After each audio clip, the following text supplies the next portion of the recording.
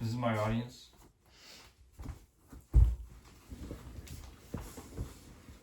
Okay, imagine driving down a highway at night when suddenly a 600-pound elk jumps in front of your vehicle. You only have seconds to react, and the collision could seriously injure you, it could destroy the car, or it could kill the animal. While this may sound like a rare event, wildlife collisions are surprisingly common here in the United States. According to the U.S. Department of Transportation, more than 1 million wildlife vehicle collisions occur each year in the United States. These crashes result in approximately 200 human deaths, 26,000 injuries, and billions of dollars in damages annually.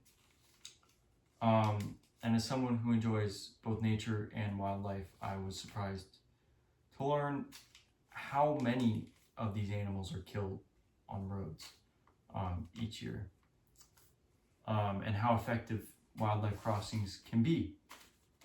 So today, I want to persuade you that wildlife crossings should be expanded across the United States because they reduce vehicle collisions, they protect the wildlife, and they save a lot of money in the long run.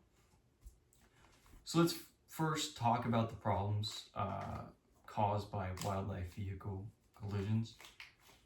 And then second, we'll discuss how the roads harm wildlife populations. And then finally, we will examine how wildlife crossings are an effective solution. So first, let's talk about the growing problem of wildlife vehicle collisions. Wildlife vehicle collisions create serious problems for both people and animals. According to the Department of Transportation, more than 1 million wildlife collisions occur each year across the country. Deer account for many of these accidents, but animals like elk, moose, bears, you name it, are also frequently struck by vehicles. For the drivers, these collisions can be far more than just an inconvenience.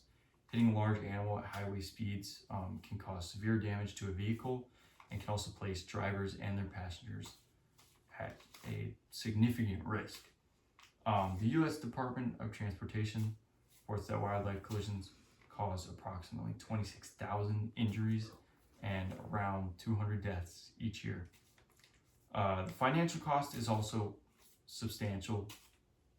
Vehicle repairs can cost thousands of dollars. Medical expenses, insurance claims, emergency services responses, they all cost a lot of money, and it all adds up. According to the Department of Transportation, wildlife-related crashes cost more than $10 billion annually. So clearly, they create serious safety and economic concerns. However, the wildlife collisions are not only dangerous for people, but they also create major challenges for the wildlife. Roads and highways negatively impact the wildlife in several ways. The roads divide the habitats that many animals need to get to food, shelter, water, safety. When highways cut through mountains and forests, they create barriers that separate these animals from important resources that they need. Imagine trying to visit your family or go to work and a massive highway stood between you and where you were trying to go. And for many animals, that's what they face every day. And second, road mortality directly reduces wildlife populations.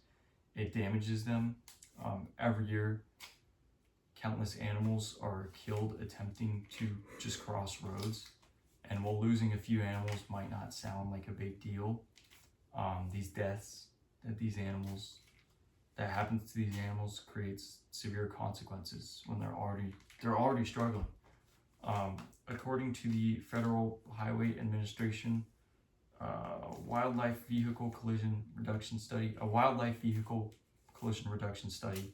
road mortality can be especially harmful for threatened and already endangered species because the population losses can make recovery more difficult. Finally, roads contribute to habitat fragmentation. The habitat fragmentation occurs when animal populations become isolated from one another. The animals can't move freely between their habitats, and they have fewer opportunities to breed, which in turn reduces the genetic diversity and makes them more susceptible to diseases and various other threats.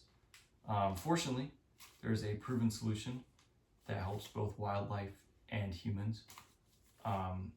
Wildlife crossings are specifically designed structures that either cover roads and allow animals to move freely over them, or underpasses that go under the roads and allow animals to move freely through them. They're often paired with guardrails so the animals don't go into the road. And the good news is that these work. According to the Nevada Department of Transportation and the Federal Highway Administration, many wildlife crossing projects have reduced wildlife collisions by more than 80%. One particularly successful example is Oregon, and according to the American Association of State Highway and Transportation Officials, wildlife crossings along U.S. Highway 97 reduced wildlife vehicle collisions by approximately 86%. So not only do these crossings work and reduce accidents, but animals quickly learn to use these wildlife crossings. They have cameras set up overlooking them, and they've observed deer, elk, moose, bears, wolves, pretty much any species in North America, regularly use these wildlife crossings where they're set up. And these crossings save money in the long run. And although constructing them initially can be costly, they reduce collisions, and they lower vehicle repair costs, medical expenses, pretty much anything that comes with a wildlife vehicle collision. And according to the Pew Charitable Trust, many wildlife crossing projects eventually pay for themselves through the collision reduction alone. So because of these benefits, wildlife crossings, I believe, should become a standard part of future transportation projects. Expanding these crossings would improve public safety, they would reduce costs, and they would help improve wildlife populations for them and their future generations. Thank you. Any questions? Do you think people in the city or people in like rural areas, like maybe out towards like the coast and the mountains more, would have a harder or better time like agreeing with you?